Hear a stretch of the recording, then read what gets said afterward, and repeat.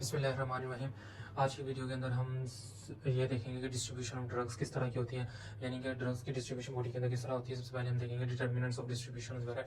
इसके अंदर size of the organ, यानी ऑर्गन का साइज क्या है। Size of the organ determines the concentration gradient. Size of the organ determine करता है the concentration gradient between the blood and the organ of the body, between the blood and the organ of the body. Size of the organ ये determines करता है the concentration gradient between the blood and organ of the body. Size of the organ determines करता है the concentration gradient between the blood और organ के दरमियान। जितना बड़ा साइज होगा उतनी ज्यादा कंसंट्रेशन ग्रेडियंट होगी, उतनी ज्यादा डिस्ट्रीब्यूशन ऑफ ड्रग होगी। स्केलेटल मसल्स जो होता है वो take up large amount of drug ले सकता है, बिकॉज उसके अंदर कंसंट्रेशन इन मसल्स टिश्यू, जो concentration in muscles tissue remains low, हमेशा रिमेन्स लो रहती है और उसके अकॉर्डिंगली ब्लड के अंदर ज्यादा रहती है, तो जिसकी वजह से blood tissue concentration gradient high रहती है।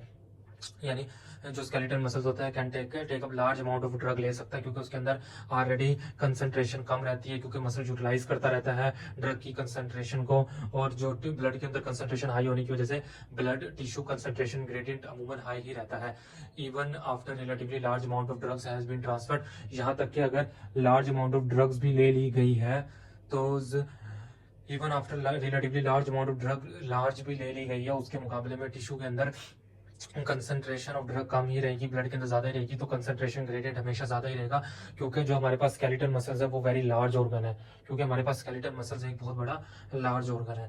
लार्ज ऑर्गन होने की वजह से उसके अंदर ड्रग की कंसंट्रेशन हमेशा लो ही रहेगी, और ब्लड के अंदर हमेशा कंसंट्रेशन ग्रेडियंट ज्यादा ही होती है, क्योंकि अगर लार्ज कंसंट्रेशन ऑफ ड्रग ले ली भी जाए तो कंसंट्रेशन ग्रेडियंट हमेशा ज्यादा ही रहता है। इसके बरअक्स अगर हम ब्रेन की बात करें तो ब्रेन स्मॉलर होता है, उसके अंदर distribution of smaller amount of drug होती है। It will raise the tissue concentration, ये टिश्यू कंसंट्रेशन को रेज कर देता है। इसके बरक्स जो होता है ब्रेन स्मॉलर होता है, उसके अंदर distribution of a smaller amount of drug की स्मॉलर अमाउंट डिस्ट्रीब्यूट होती है, और ये रेज करता है टिश्यू कंसंट्रेशन को।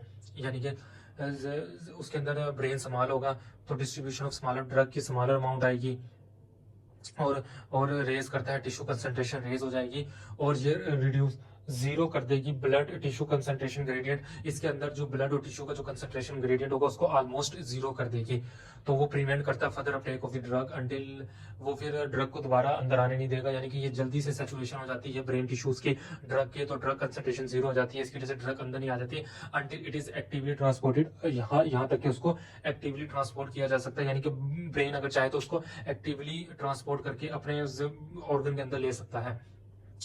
अगर हम blood flow to the tissue की बात करें इज एन इंपॉर्टेंट डिटर्मिनेंट।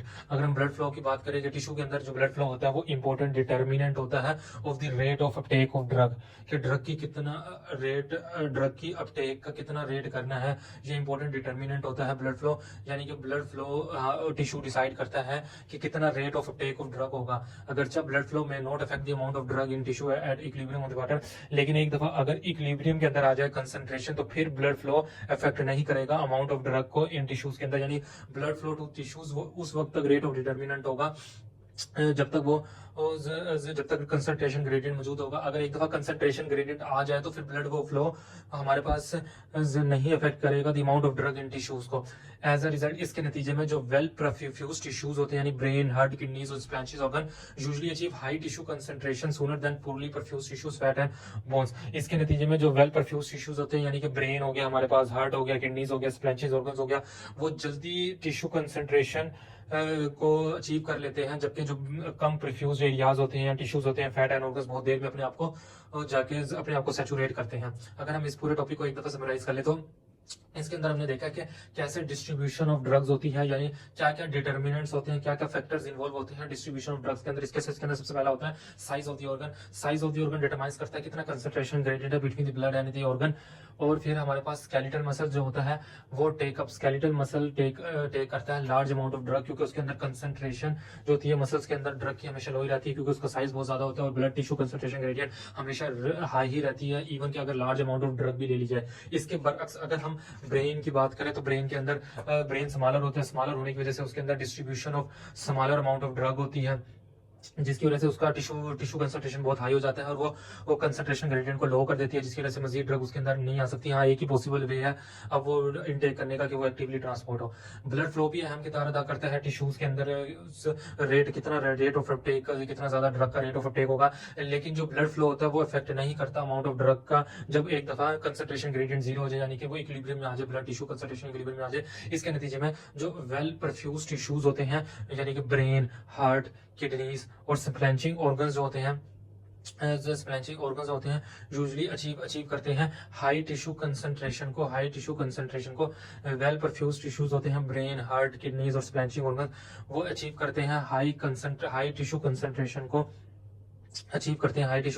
को जल्दी से, बजाय पूरली परफ्यूज टिश्यूज के फैट एंड बोन्स, जैसे कि फैट एंड बोन्स होती हैं, यानी कि वो जल्दी से अचीव कर लेते हैं, अपने आप को जल्दी सैचुरेट कर लेते हैं। ब्रेन, हार्ट हो गए, किडनी हो गए, स्प्लैंचिंग ऑर्गन्स हो गए, बर निस्बत हाईली पूरली परफ्यूज टिश्यूज के, जैसे कि फैट एंड बोन्स।